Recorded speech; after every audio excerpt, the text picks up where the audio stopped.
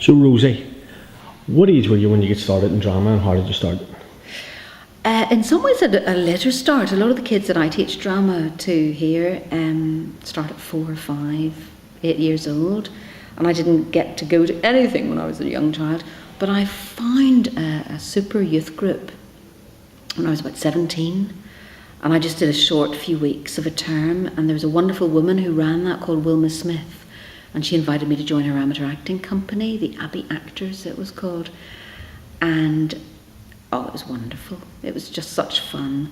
We did an American comedy to start with, and then the next play we did was a really serious American drama, which we entered, the circuit of festivals here, and we took it everywhere. I used to run out of the shoe shop where I worked, get off a little bit early, and run down to the train station and go to places like Portadown and Bangor and take part in all these festivals.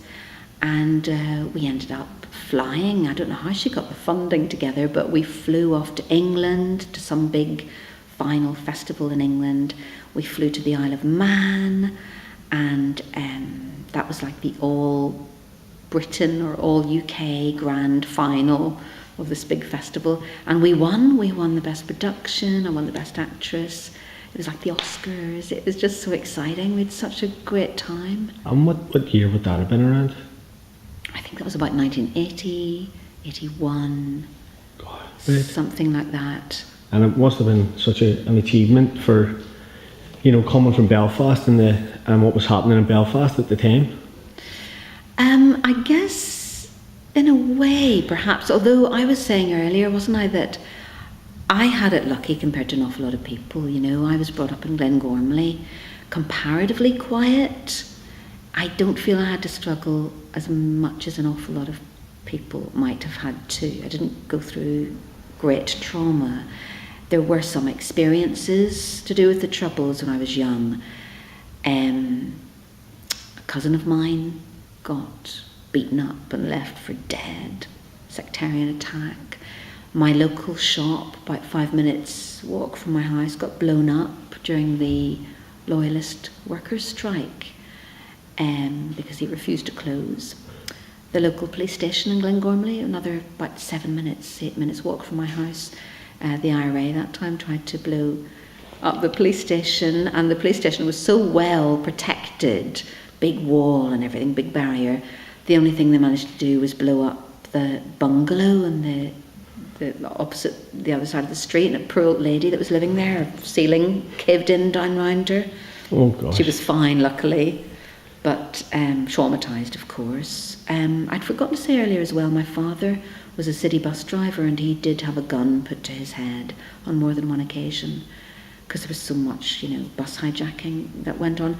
He never told us, though.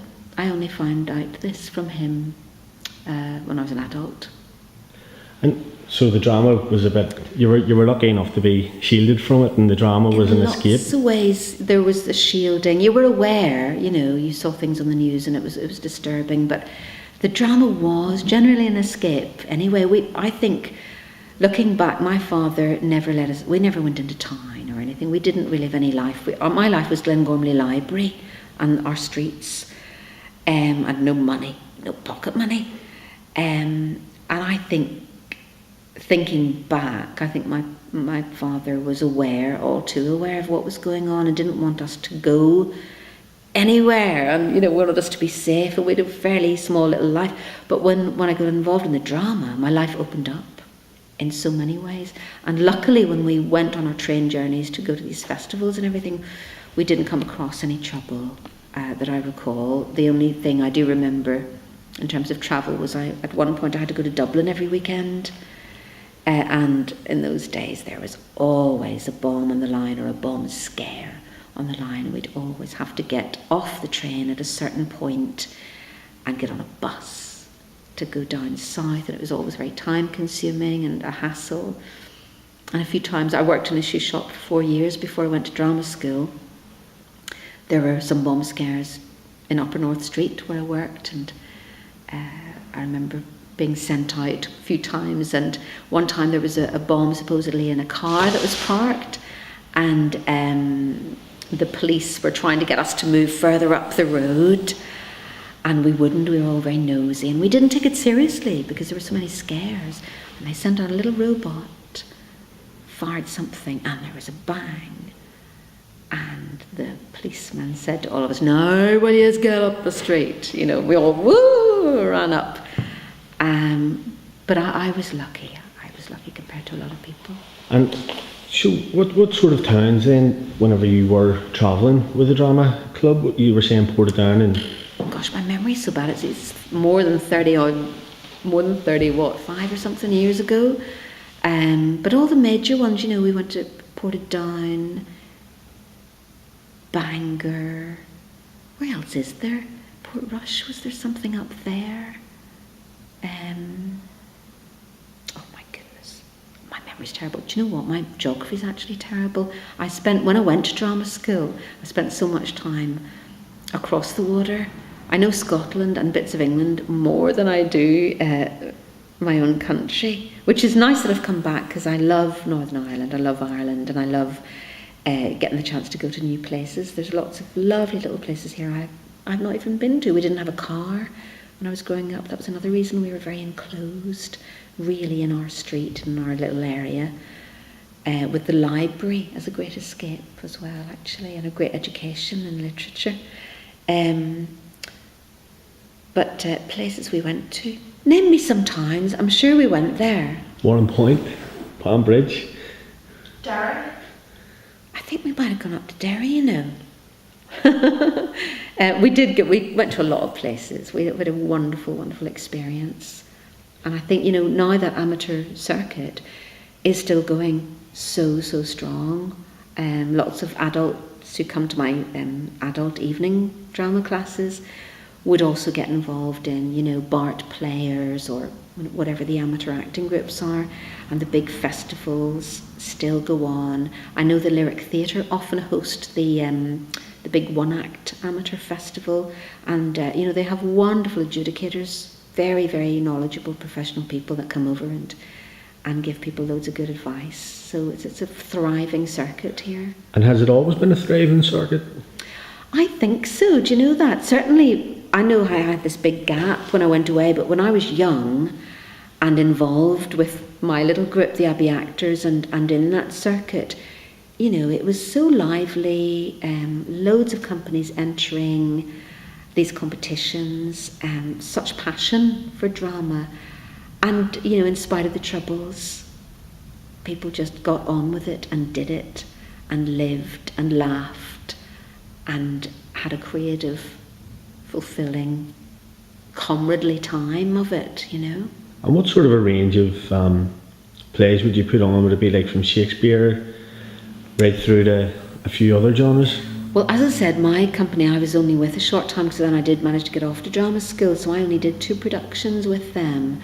A wonderful sort of modern American comedy and this other very serious, searing piece about a girl in a mental asylum. But from the occasional productions that I've been to see myself, I think there's a vast range. I think sometimes people do put on Shakespeare.